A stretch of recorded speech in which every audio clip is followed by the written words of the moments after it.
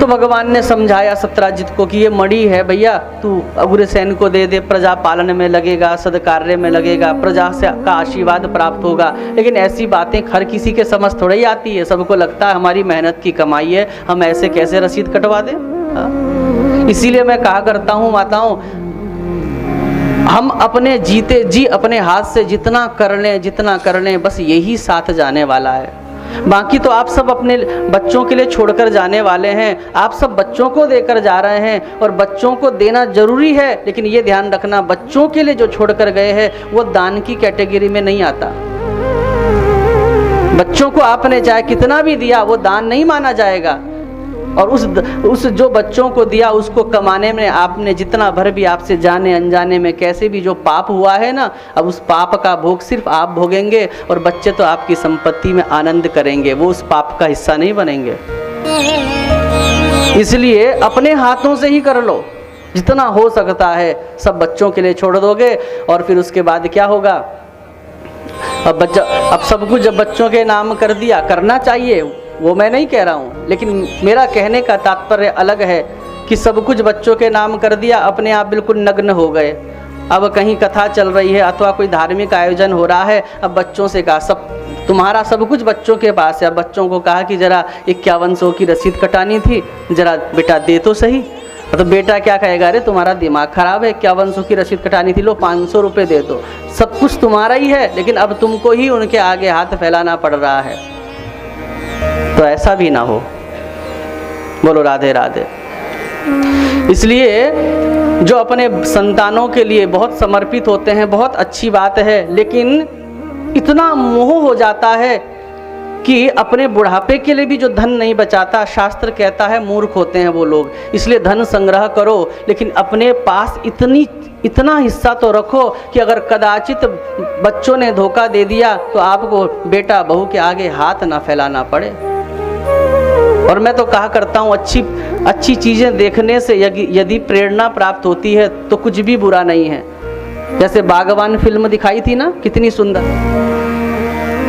तो बच्चों के आगे हाथ ना फैलाना पड़े, इतना रख लो, क्योंकि ये सच्चाई है। जिस दिन बिल्कुल नग्न हो जाओगे, सब कुछ पहले ही जीते जी सब कुछ नाम कर दोगे, उसके बाद आपको अगर कोई बीमारी हो गई आदि आदि आदि, तो पड़ोस के घर में जाकर बहू यही कहेगी, अरे सासू माँ तो बड़ी बीमार है, मुझे सेवा से डर नहीं लगता, वो तो मुझे अच्छा लगता है, ऐसे ही बोलती है ऊपर ऊपर से। लेकिन मुझे ना सासू का कष्ट देखा नहीं जाता, पड़ी रहती है, बड़ा कष्ट भोग रही है, इसलिए मैं तो आजकल प्रार्थना करती हूँ धूप बत्ती जलाते हुए कि इससे अच्छा तो चली जाती।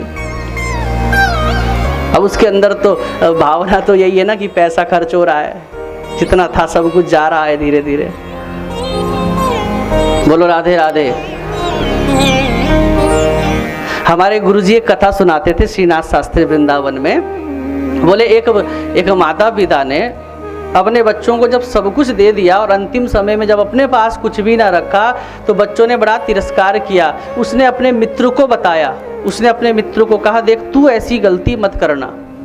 अब जानते हो इसने क्या कहा? इसने कहा कि अरे मैं तो ऐसी गलती तेरे से पहले कर चुका हूँ, अपने नाम मैंने कुछ नहीं रखा, सब वसीयत आदि कर दी, बच्चों को भी बता दिया। अरे तूने तो राम राम बहुत बड़ी गलती कर दी। तब इसके मित्र ने इसको एक उपाय बताया। बोले अगर तुझे दुर्गति से बचना है तो एक काम कर। ये हमारे गुरुजी सुनाते थे। 96 वर्ष की आयु में अभी गुरुजी का शरीर पूरा हुआ। तो बोले फिर उसके मित्र ने एक उपाय बताया, और वो उपाय जानते हो क्या था?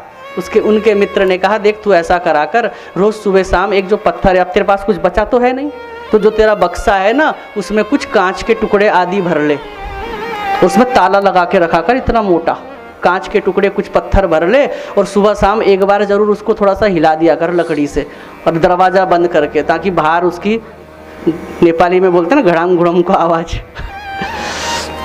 है, जैसे सिक्के बजते हैं या सोना चांदी जब खूब सारा एकत्र, पुराने ज़माने की बात है। अब बस इतना मोटा ताला, बच्चे रोज देखते, बोले सब कुछ हमारे नाम तो कर रखा है, लेकिन ये बक्से में तो बड़ा ताला है, चाबी तो पिताजी के जनेऊ में लटकी रहती है, जनेऊ में ही बांधी है चाबी। तो इसलिए अब बच्चे खूब सेवा करें, और वो बाप भी रोज सुबह शाम एक बार जरूर उसमें लकड़ी से ऐसे मार दे, अंदर से कुंडी लगा दे, कान लगा के बच्चे सुन रहे हैं और अच्छा अच्छा गिन रहे हैं, माल तो बढ़िया है, सोने जैसी आवाज़ आ रही है। अब उन्हें थोड़ा ही पता कांच के टुकड़े हैं उसके अंदर। खूब सेवा हुई। जब ससुर जी जब बोलते बेटा नाश्ता लाओ, हाँ ससुर जी बिल्कुल। अच्छा आज दलिया खाने का मन कर रहा है, दांत थोड़ा सा कम काम करते हैं, बिल्कुल अभी बनेगा। पराठा खाने का मन कर अभी बनेगा, खीर अभी बनेगी, क्योंकि नियत तो वो ताले में गड़ी है, उसके अंदर पता नहीं क्या होगा। और जब कोई चीज़ गोपनीय रहती है ना तो फिर एक एक्साइटमेंट रहता है कि क्या होगा इसके अंदर, कभी खुले तो सही। अब उसके बाद जब ससुर जी चले गए, सब कुछ अर्थी अर्थी फूक फाक आए, और फूक फाक आने के बाद सबसे पहले ताला ही तोड़ा, और जब ताला तोड़ा तो राम राम उसमें कांच के टुकड़े पड़े हुए थे।